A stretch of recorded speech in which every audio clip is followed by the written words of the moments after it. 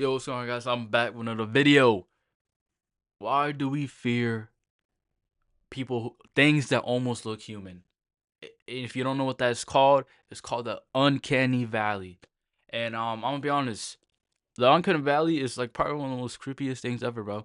Like things that try to appear human, but you can tell they're not human. It's just so creepy, bro. It just makes my skin like I don't know, bro. It just brings a lot of fear. Does something about this feel Nah, wrong? bro, this looks demonic as The fuck. answer is probably yes, but you likely can't explain why. Why do entities that are almost human creep us out more than things that aren't human at all? How's it going, everybody? Welcome back. My name is Chase. Today we're going to be exploring the uncanny. Not just the uncanny valley and why humanoid robots or realistic looking dolls make us feel creeped out, but I want to go a step farther and explore the uncanny as a whole, and instances in life where that same feeling may be invoked. Let's get right into it. Thank you so much for watching, and I hope you enjoy. I don't want to waste time explaining what the uncanny valley is because I feel like most of you guys probably already know by now. It's not exactly a niche thing, it's talked about all the time now online. If you're watching this video, I assume you probably already know what it is. But for anyone who's completely in the dark, the term Uncanny Valley was first used by Japanese roboticist Masahiro Mori. Mori spent the 1960s working on machines that were designed to mimic human movement and appearance. He noticed a trend of people generally responding more positively to robots that were more human-like. But this was only up until a certain point. Eventually, the robots reach a stage where they become too human-like while still having characteristics that clearly identify them as being not human. At this point, people begin to react with extreme discomfort and are very avoidant. Mori took note of his observations in an essay written in the 1970s, and the term the Uncanny Valley was coined. Later in the video, we're gonna get into a few theories about why entities that closely resemble us make us feel this way, but before we do that, I think one of the reasons is because they don't show emotions, bro. Most of them don't show emotions, and the one that do just doesn't. It doesn't look natural, and it doesn't feel good. It's just weird. want to try to define what the uncanny actually is. One of the first people to really explore the concept of the uncanny was the founding father of psychoanalysis, Sigmund Freud. In Freud's 1919 work, Das Unheimliche, or in English, The Uncanny, Freud describes the uncanny as the class of terrifying which leads back to something long known to us, once very familiar. Which is to say that the uncanny is something that feels familiar and alien at the same time. Something that should feel ordinary or mundane feels off-putting. You see, Freud believed that much of human behavior was driven by repressed desires, fears, and memories. These pieces of you are often buried deep within your subconscious mind. When the uncanny arises, it is this repressed content being driven to the surface. So beliefs that you're more likely to hold as a child when you don't really understand the way the world works yet, like believing in magic, or spirits possessing objects, and your toys being able to move by themselves. When something in the world provokes these old repressed beliefs, the result is that strange, unsettling feeling. The uncanny. To Freud, things like hyper-realistic dolls and machines are uncanny because they blur the line Bro, between but come on, bro. Like, you cannot tell me this doesn't look creepy, bro. Like, what is this? And also, what's the thing with humans wanting to create robots that are close to human? Like, why do we have an exception with that? Especially with these AIs, bro. The AIs are the rave right now, bro. And soon robotics will pick up, and soon we'll be able to place AIs in a physical body, like a physical robotic body, and they'll be able to improve and then be more human to the point where like they really won't need humans, bro. Like, y'all seen the Terminator, bro? It's basically, I think it was Skynet that launched, and everyone was on it. It was like an AI. That's basically what's happening now. When you like, it's crazy. animate and inanimate. Our I expectations think it was of called what it means Skynet to be alive, in the Terminator conscious, movie. I and forgot what it was human called. are being challenged. Another different interpretation of the uncanny comes from French psychoanalyst Jacques Lacan, who significantly reinterpreted much of Freud's work. Lacan believed that there are three different orders or registers that describe different dimensions of the human experience. These three registers, the imaginary, the symbolic, and the real, explain how we form our own self-identity and how we interact with the world around us. The imaginary is the realm of images, fantasies, and self-identity, shaped by early experiences and identifications, most notably the mirror stage. The mirror stage often occurs during infancy when the child is first able to recognize their reflection as themselves. Seeing and recognizing this reflection is when your self identity begins to form. However, it's based on a misrecognition. It's kind of that same feeling that you get when you look at old pictures of yourself. Neither a reflection or a picture is actually capable of fully capturing who you are. The second Mm. register is the symbolic, and it is the realm of language and social structure. The symbolic shapes the way that we think, speak, and relate to other people. We use language to represent real things, but our unconscious associations shape our understanding. For example, if I were to say the word dog, we both know what kind of animal I'm talking about. But your past experiences shape the way you feel. If you've had numerous bad encounters with dogs, you probably don't like them very much. Those past experiences might invoke a Mm, negative mm, connotation mm. around the word. See me, I never had good encounters with like cats, so that's why I don't like cats because they be scratching, bro. I remember I used to get scratched a lot as a kid by cats, bro. So I hate cats, but I really mess with dogs though. But I've never really had a super negative experience with a dog. So even though we're talking about the same thing, our associations with that thing are entirely different. The real is the final register and it resists the other two. When I say that it resists the other two registers, what I mean by that is that it cannot be fully put into words or images. The real is experienced when the other two registers are challenged or fractured, most commonly through traumatic experiences, where something that is meaningful to us is taken away or torn apart. Imagine you're walking down the sidewalk with one of your friends, and out of nowhere, a car swerves off the road and hits them, and just like that, they're gone. This would be an encounter with the real. You would be standing there frozen in shock, unable to process what just happened. The other two orders were just ruptured, because there's no way you would ever be able to explain that experience in words or images. To Lacan, the uncanny is a glimpse past the symbolic and into the real. You're seeing something that isn't alive, but it almost seems like it might be.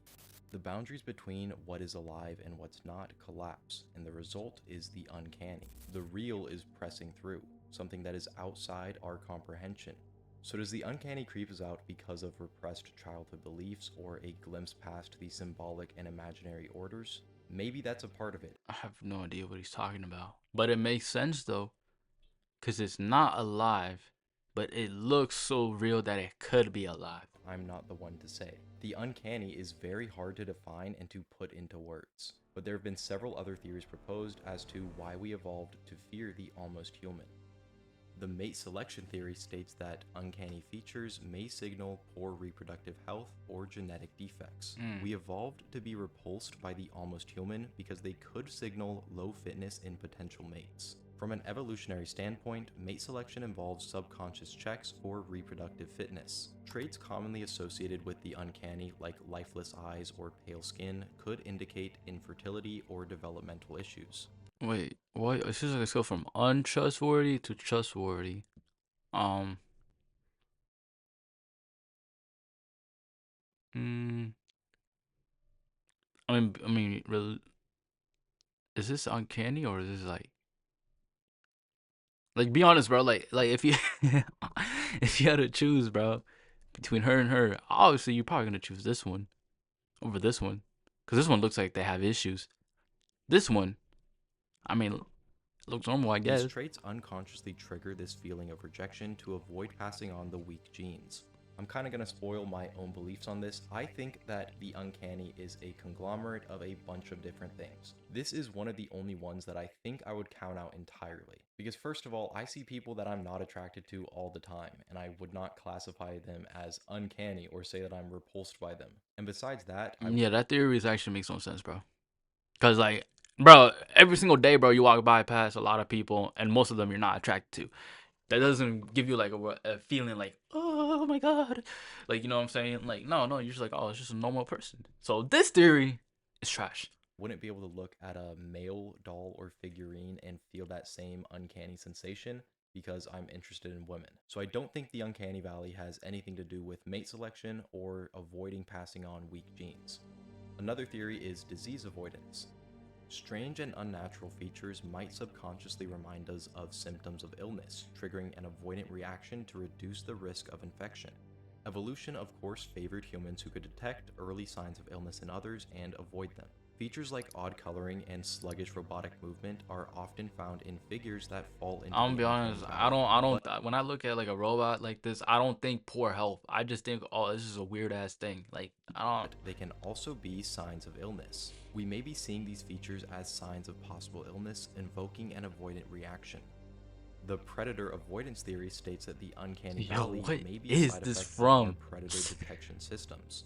A being that looks almost human, but not quite, could set off primal alarm bells of spotting a predator wearing a human disguise. This would also Actually, explain that why the makes more robotic sense than all movement makes the this feeling previous more pronounced, he because just the said. jerky unnaturalness of it Out of all the theories you just said, this one makes the most sense.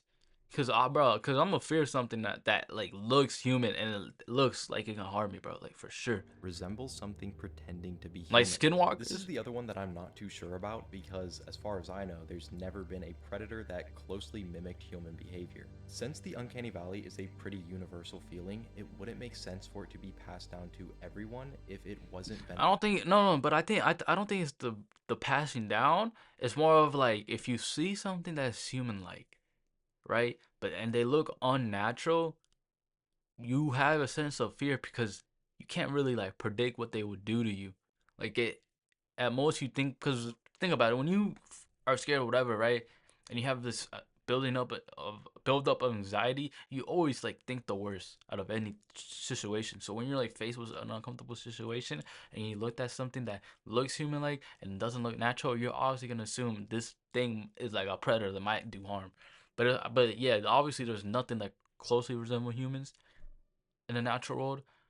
But like I don't think it's something that's passed down. I think it's just more something like you know like detection, benefiting our if that makes survival. sense. Obviously, predator detection would be incredibly important to early human survival, but specifically fearing the almost That human looks and human mimics creepy, seems a bro. little bit out there. Unless our ancestors were regularly encountering skinwalkers and Wendigo, it doesn't really make sense to me for this trait to be passed down to everybody. Because seeing a saber-toothed tiger standing in front of you and then seeing a mannequin that looks like it might be alive are two completely different feelings. The corpse recognition theory states that uncanny features often mirror traits found in corpses or mortally ill humans. Again, with the waxy skin and glassy eyes, but also the rigid posture and slack facial expressions. These traits make us feel Oh my uncomfortable god, bro. because of a subconscious association we have between them and death. This one is pretty similar to the disease avoidance theory, which is why I waited to cover this one as well. Both of these theories make sense to me. It's just part of your brain trying to keep you alive. And part of staying alive is keeping you healthy and avoiding getting sick.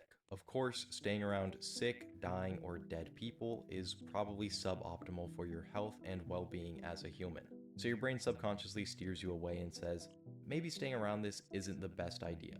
The other hominid hypothesis states that the uncanny valley is a leftover from when we coexisted with other human like hominins, like Neanderthals and Denisovans.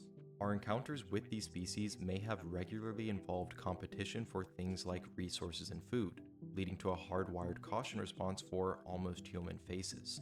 Even though we're now the only remaining hominin species left, our brain may have retained this evolutionary suspicion towards anything that may resemble a separate tribe. Alright, I know I said I'm only counting a couple of these out, and I don't know if I want to count Mm, this one out completely, but to me it definitely seems very unlikely. nah, Maybe it's a part yeah. of it because I can see how it I would be don't competing with other species of I don't humans really for food and see that resources. as a But reason to be personally, I honest. would not breed with something or someone that I found to be uncanny looking. And we know that early Homo sapiens bred with Neanderthals. There are people in the Mm. world right now who have more Neanderthal DNA than you or I. Yeah, yeah, that yeah, that actually makes sense why there was so many dumb people on Twitter. I think I always say this in every single one of my videos, but Twitter is like the worst spot, bro. It has the most uneducated people ever, bro, and they definitely have like they're definitely like 50% Neanderthal Because their ancestors bred for with sure. Neanderthals. So again, I don't Neanderthals. think this one holds a lot of weight. The category ambiguity theory states that we as people like to put things into categories, and we prefer to be able to tell definitively whether something is human or not. If you look at an object, you put it into the category of not being alive. But if that object is a doll or mannequin that looks somewhat like a real person, our brains try and fail to force a classification creating that unsettling feeling. This one is pretty straightforward and it makes a lot of sense to me. It kind of ties back to Lacan's theory of the other orders being challenged. I used a dog earlier as an example, so I'm going to use that again. Could you imagine coming home one day and your dog is speaking to you fluently? Maybe after a while you get used to it, it might even be kind of cool for a Wait, that little dog bit, is real? but your immediate I thought it was a reaction, stuffed or at animal. least my immediate reaction, would be that uncanny feeling, because part of what I know about dogs is that they don't speak. So if my dog started speaking to me, it's breaking my classification of what a dog is. Another theory is the violation of social norms. As humans, we have behavioral expectations for others baked into our DNA. You can think about something like eye contact. Generally, we all feel comfortable holding eye contact for a short duration of time, usually between 2 to 5 seconds. But when you meet a person who is breaking eye contact too frequently or holding it for too long, it makes you feel uneasy. Our brain is subconsciously noticing that the behavior being exhibited feels like mimicry, and it flags the entity as being possibly deceptive or manipulative. Again, this one makes sense to me, and I can definitely see how this would be a part of it. I've definitely met people in my life who make eye contact for way too long or make it too intensely, so maybe the Uncanny Valley is just that, but the next step up. It's the same feeling, but just a more intense version. So in conclusion, we don't really know what the Uncanny is, or why these things that fall into the Uncanny Valley disturb us so much. While we don't have a definitive reason for the Uncanny Valley's existence, it's likely the result of multiple systems overlapping rather than just having one specific cause. It reveals just how deeply we care about what it means to be human, and how violated we can feel when something blurs the line between that boundary. Thank you so much for watching. I really hope that you enjoyed this video. Hey, let me know what y'all think of why we fear things that are like human-like but aren't humans, aka the Uncanny Valley. Also, what who made that name? Like that name actually kind of goes hard. I'm not gonna lie. The Video, Uncanny or Valley, genuinely bro. at Like, least found it entertaining. Also, I need to say thank you guys for 20,000, 30,000, and now hey, almost 40,000 make sure you subscribers. follow him and check out the original video.